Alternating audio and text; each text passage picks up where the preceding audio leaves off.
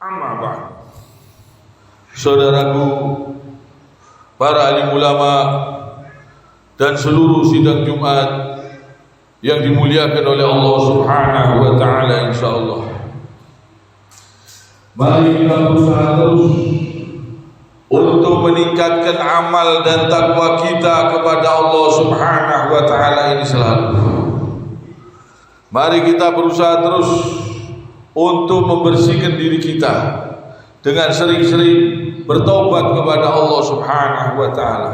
Terus dibersihkan. Karena setiap hari kita tidak luput dari kesalahan-kesalahan.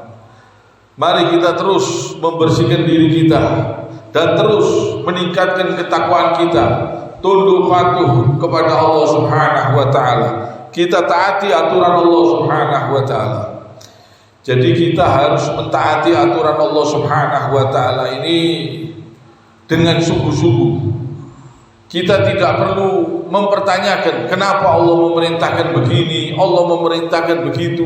Kita tidak perlu mempertanyakan. Kita tidak perlu tidak menerima. Kita tidak boleh tidak menerima. Seperti Nabi Musa alaihissalam. Nabi Musa alaihissalam diperintah melemparkan tongkatnya, dia lempar. Dia tidak tahu tongkat itu akan menjadi ular. Dia diperintahkan oleh Allah Subhanahu wa taala untuk memukulkan tongkatnya, dia pukulkan tongkatnya. Dengan izin Allah bisa keluar mata air. Jadi dia tidak tahu apa yang akan terjadi, dia tidak tahu, tapi dia taat kepada perintah Allah Subhanahu wa taala. Dan itu semua karena kehendak Allah Subhanahu wa taala. Juga demikian, waktu Nabi Musa alaihissalam menghadapi Fir'aun, dia tidak tahu kalau tongkatnya itu kalau dilempar bisa jadi ular besar. Dia tidak tahu. Dia taat aja perintah Allah, lemparkan. Karena dia beriman kepada Allah, dia percaya kepada Allah, tidak percaya kepada tongkat. Dia percaya kepada Allah Subhanahu wa taala. Sehingga perintah Allah, lemparkan Musa, dilempar.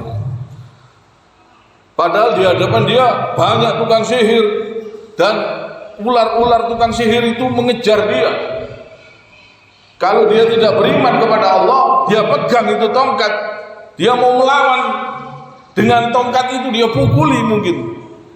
Tapi Nabi Musa beriman kepada Allah, lemparkan tongkatmu, dilempar. Akhirnya dijadikan ular yang besar, memakan ular-ular kecil dari tukang-tukang sihir Fir'aun. Juga begitu Nabi Nuh alaihi salam. Dia tidak tahu kalau akan terjadi banjir yang besar. Begitu juga umatnya. Dia tidak tahu. Dia diperintah bikin kapal, dia bikin kapal. Dia taat kepada aturan Allah. Dia taati perintah Allah Subhanahu wa taala walaupun ditertawakan. Dianggap oleh kaumnya, dianggap Nabi Nuh ini sudah gila mungkin. Tidak ada banjir, tidak ada apa, bikin kapal. Inilah perintah Allah ini sangat bermanfaat. Kelihatannya kalau kita pikirkan, kok begini ya? Allah merintahkan begini. Allah merintahkan apa saja yang diperintahkan oleh Allah Subhanahu wa taala. Semua itu banyak manfaatnya. Ada manfaatnya yang sangat besar.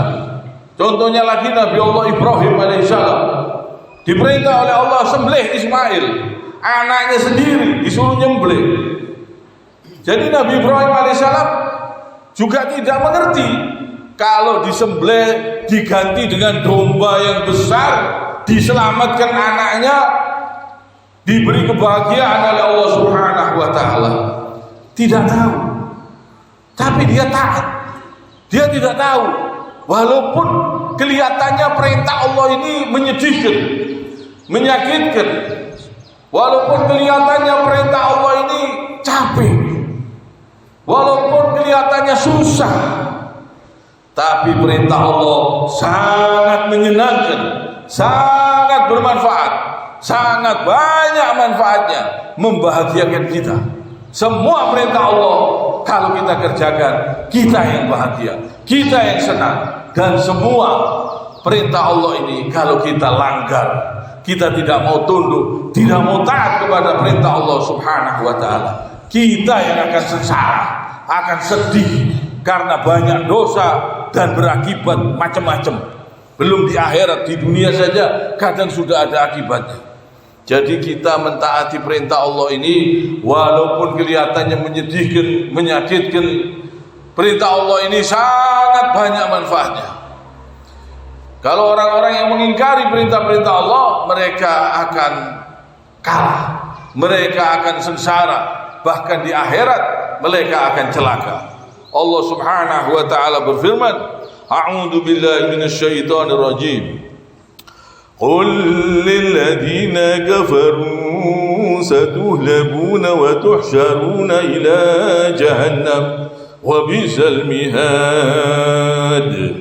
Katakanlah Muhammad kepada orang-orang yang kafir, kamu pasti akan dikalahkan dan digiring ke dalam neraka jahanam, dan itulah seburuk-buruk tempat tinggal. Ini Allah Subhanahu wa taala yang mengatakan. Jadi orang-orang yang kafir, yang kufur, artinya mengingkari, tidak mau taat kepada aturan Allah, tidak mau taat kepada wahyu yang diturunkan oleh Allah Subhanahu wa taala. Mereka tidak mau beriman kepada Allah Subhanahu wa taala. Mereka ini akan sengsara.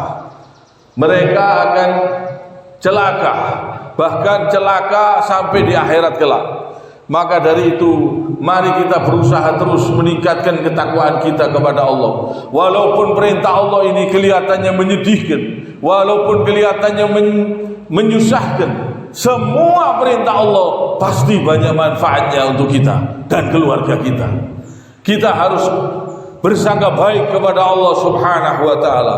Perintah Allah ini semuanya bermanfaat. Kita diperintah sholat, diperintah sujud, diperintah datang ke masjid, diperintah macam-macam oleh Allah Subhanahu wa taala. Ini semua banyak manfaatnya di balik perintah-perintah Allah Subhanahu wa taala ini.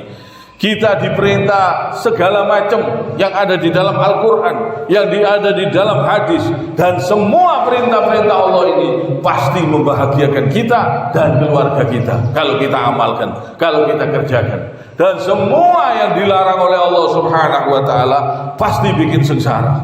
Kita dilarang minum homer, dilarang berzina, dilarang berjudi, dilarang minum minuman keras, dilarang obat-obatan yang membuat teler. Kita hidup tenang, tentram kalau kita di jalan Allah Subhanahu wa taala. Kalau kita mengerjakan perintahnya, kalau kita betul-betul tunduk kepada aturan Allah Subhanahu wa taala, hidup kita senang, hati kita senang, pikiran kita tenang, tentram.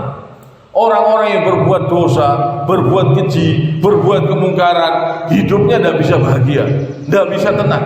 Walaupun kelihatannya senang, hatinya merintih, rohnya sedih, pikirannya gelisah karena dosa.